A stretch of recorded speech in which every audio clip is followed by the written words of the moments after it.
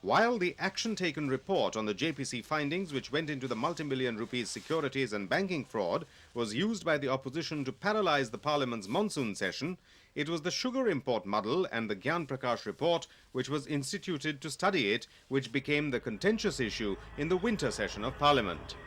Then came a flurry of resignations. First, Mr. A.K. Antony, the Union's Civil Supplies Minister, pleading innocence, resigned after his ministry was implicated in a parliamentary answer in the delay in sugar import. Pressures from within the Congress then hounded 3 ministers, all allegedly tainted with corruption charges. Kalpanath Rai involved in the sugar scandal, and Rameshwar Thakur, as well as B. Shankaranand, indicted in the JPC report, submitted their resignations.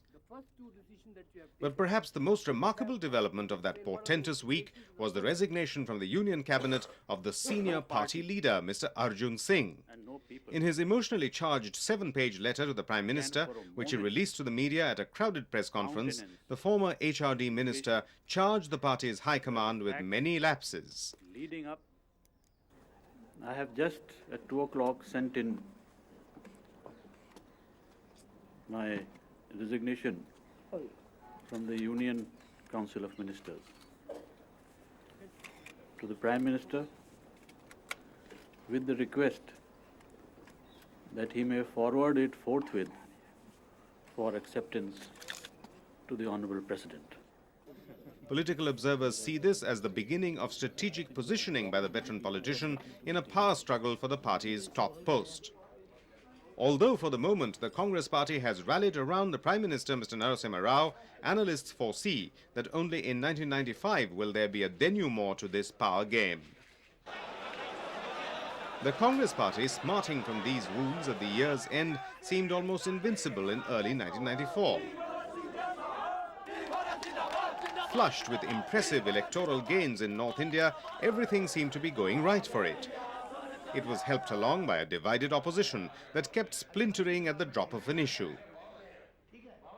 The erstwhile Janata Dal went through another identity crisis, and some senior party leaders, mainly from Bihar, carved out a new party called Samata Party, headed by George Fernandes. With Bihar going to the polls early this year, political observers were studying this split's implication for Chief Minister Lalu Prasad Yadav's grip on Bihar. But he organized a massive Garib rally, if only to demonstrate that his mass base was intact despite these developments. The political landscape of the country was, however, dominated by the looming shadow of the Chief Election Commissioner, Mr. T.N. Seshan. His relentless crusade against money and muscle power in the polls, as well as his efforts to bring in electoral reforms, won him admiration from the people at large. Although many political parties also saw in his imperious edicts an anti-political party stand, a charge the Chief Election Commissioner was quick to dismiss. I would like to go to the rooftops and shout that I am neither against political parties, nor am I even political party people.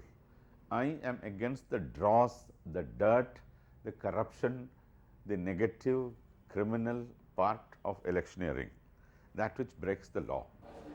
The most crucial reform introduced by Mr. Seshan was that of the voter's identity card.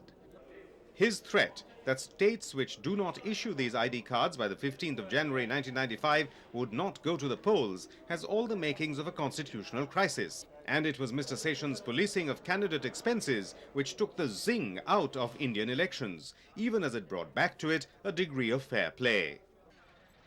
1994, however, was not without its share of tragedies. First, there was the plague outbreak in Surat, which, due to media hype, created a panic-like situation. The country was almost in quarantine, as many nations overreacted and cut off air links with India. Things came back to normal soon, when grim prophecies of epidemic proportion deaths were proven wrong. But the country's image abroad ended up receiving a severe battering. Months later, a stampede among tribal agitators in Nagpur left over 120 dead and a potentially damaging political liability on the state government led by Sharad Pawar.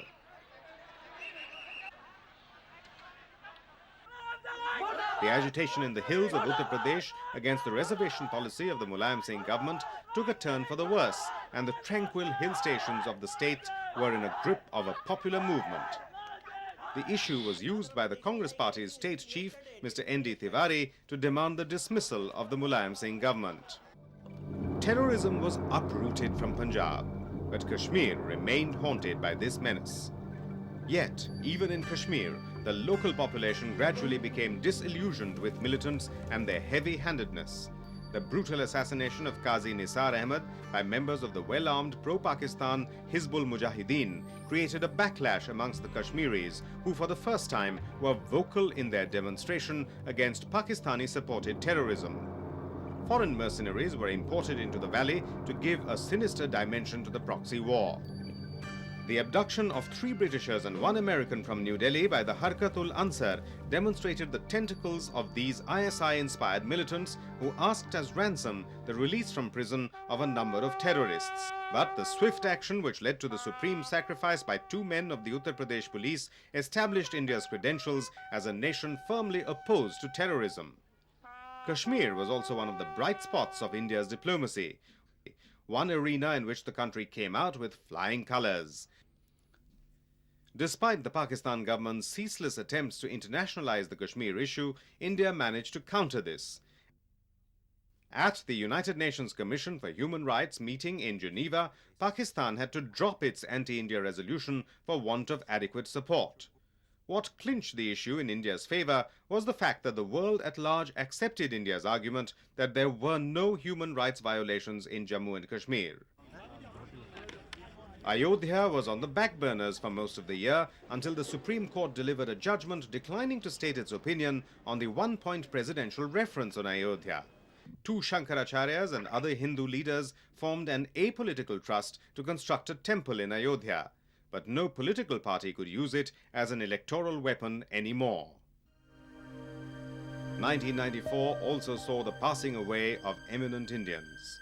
The former president, Gyani Zail Singh, battled for his life for over 27 days before succumbing to his injuries sustained in a car accident.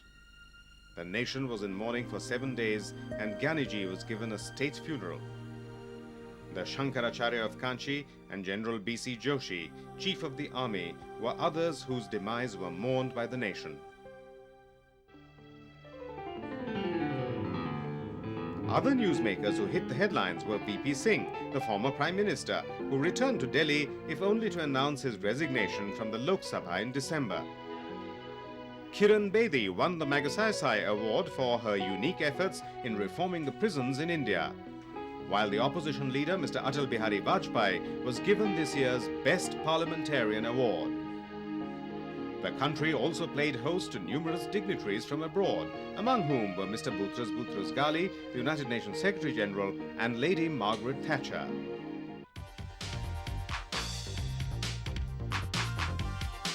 As in 1993, although politics may have dominated the headlines, it was economic reforms that remained the #1 story as far as the international press was concerned.